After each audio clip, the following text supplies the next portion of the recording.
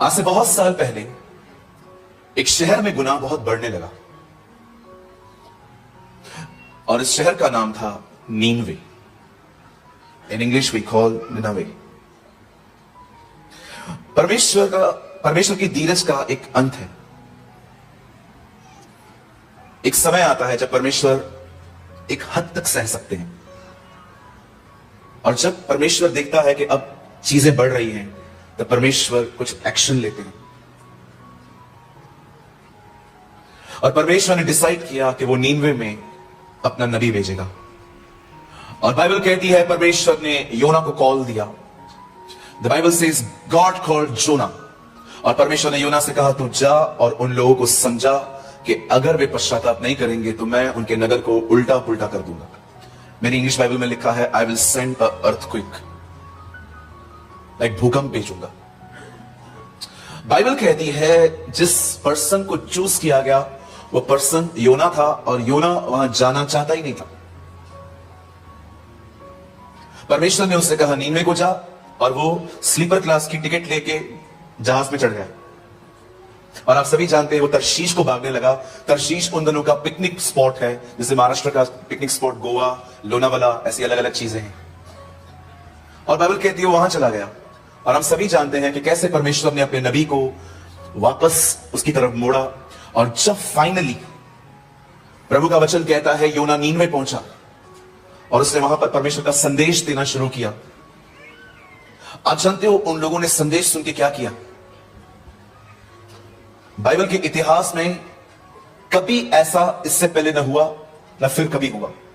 Bible कहती है योना का संदेश सुनकर न केवल लोगों ने परंतु जानवरों ने भी उपवास रखा। बाइबल कहती है लोगों ने अपने पशुओं को खाने के लिए नहीं दिया। दे रिपेंट, उन्होंने पश्चाताप किया। और वह परमेश्वर जो उन्हें मारने वाला था उसी परमेश्वर ने उन पर जीवन उड़ेल दिया।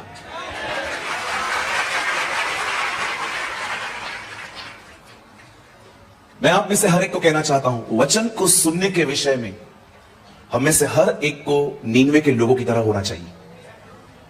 How they respect God's word. उन्होंने परमेश्वर के वचन का क्या आदर किया। उन्होंने वो संदेश दोबारा नहीं सुना, जस्ट वंस। उन्होंने सिर्फ एक बार वो संदेश सुना, उन्होंने पश्चाताप किया और परमेश्वर ने उन्हें बख्श दिया। आज मैं आपसे पूछना चाहता हूं जब आप नए नियम की किताब पढ़ते हैं, यीशु मसीह ने इन्हीं लोगों के बारे में पता है क्या कहा यहूदियों से कि देखो उस दिन नीनवे के लोग तुम्हें दोषी ठहराएंगे क्योंकि उन्होंने योना का प्रचार सुन के मन फिराया। और देखो यहां वह है जो योना से बड़ा है। मैं आप में से हर एक को कहना चाहता हूं भाइयों बहनों, ये जो आज कन्वेंशन रखी गई है मैं आपको बताना चाहता हूं लाखों रुपए खर्च हो जाते हैं इसमें, बहुत मेहनत करनी पड़ती है इसके ऊपर। आज आप 5 दिन के लिए यहां आए होंगे लेकिन इसकी तैयारियां महीनों से चलती होंगी और यह मीटिंग आपके लिए रखी गई है। और अगर आप यहां पर आकर भी किसी वजह से प्रभु का वचन नहीं सुन पाए तो आप सोचो, क्योंकि मैंने इन दिनों में देखा है पीपल आर वेरी डिस्ट्रैक्ट। लोग इन दिनों में बहुत डाइवर्ट हैं। कई बार हम मीटिंग में पहुंचकर भी प्रभु का वचन नहीं सुन पाते। एक दिन मेरे चर्च में एक भाई आए, उन्होंने मुझे कहा ब्रदर प्रेमानी। मैंने कहा यस सर। पास्टर जी आप बहुत अच्छा बोलते हो। मैंने कहा अच्छा आप मुझे सुनते हैं? उन्होंने कहा हाँ मैं अभी भी आपकी मीटिंग को बैठ के सुन रहा था, आप बहुत अच्छा बोलते हैं। मैंने कहा मुझे बताओ आज मैंने क्या प्रचार किया?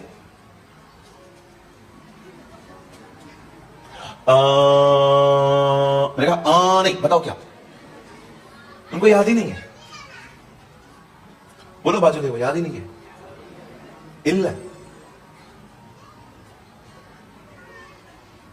क्या? मैं एक सवाल पूछ के आगे बढ़ना चाहता हूं। जब प्रभु का वचन चलता है तो क्या आप नीनवे के लोगों की तरह सुनते? कुछ लोग पता है क्यों नहीं सुनते? उनको लगता है उनको सब पता है। मैं जगह पे था, एक भाई आगे के रूम में बैठा हुआ था, मैं प्रचार कर रहा था, वो उठ के चला गया। फिर दूसरा सेशन मैंने प्रचार करना चालू किया, पीछे बैठा था, वहां से भी उठ के चला गया। फिर मैंने मीटिंग में किसी के पास साथ जाके पूछा, मैंने कहा इनको कुछ प्रॉब्लम है? बोला नहीं पास्टर जी वो किसी को नहीं सुनता। तो मैंने मीटिंग के बाद उनसे बात की, मैंने कहा भाई साहब कुछ गलती हो गई हमसे? बोला गलती कुछ नहीं हुआ है, हमको सब पता है। तुम लड़का अभी आया है, हम सालों से मसीह में हैं। इतना उसने बाइबल पढ़ी है, उसको लगता है उसको कुछ सीखने की जरूरत ही नहीं। आपको कोई सवाल है तो पूछो, हम बताएगा। मैंने कहा पक्का? हाँ पूछो। मैंने कहा यीशु ने 5000 लोगों को खाना खिलाया, उनके नाम बताओ।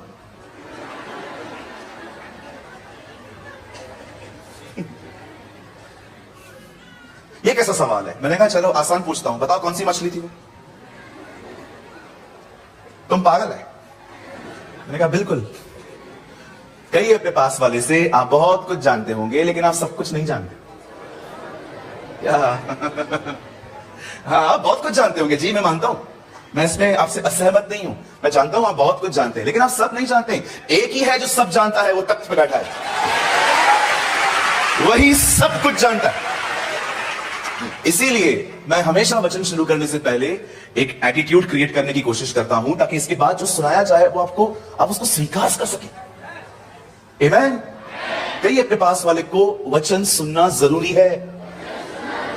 हाँ, इसके बाद भी बहुत बहुत ब्यूटीफुल वक्ता यहां पर आएंगे, बहुत सारे अच्छे अच्छे लोग आपको सुनाने के लिए आएंगे। जब भी वचन चले ना, be like the people of Nineveh. जब भी प्रभु का वचन चलता है, आप नीनवे की तरह के लोगों की तरह बने। वचन को रखने की सही जगह दीवार नहीं है। आप लगा सकते हैं दीवार पे वचन, कोई प्रॉब्लम नहीं है। वचन को रखने की सही जगह सिर्फ व्हाट्सएप का स्टेटस नहीं है, आप लगा सकते हैं। दाऊद कहता है, मैंने तेरा वचन अपने हृदय में रखा है। हृदय पहले देखा जाता है, फिर सुना जाता है, सुनने के बाद यहां रखा जाता है। और अगर यहां रखते हैं तो पता है क्या होता है? वही हमें चलाता है। क्यों प्रभु चाहता है आपके अंदर वचन हो? क्योंकि जो आपके अंदर रहेगा वही आपको चलाएगा। If the word in you, the word will control you. अगर आपके अंदर वचन होगा, प्रभु का वचन आपको कंट्रोल करेगा, वो आपको नियंत्रण करेगा। और विश्वास कीजिए, जिनके अंदर वचन नहीं होता, उन्हें दो चीजें चलाती हैं। फर्स्ट, उनका शरीर, दूसरा शैतान। जी बिल्कुल।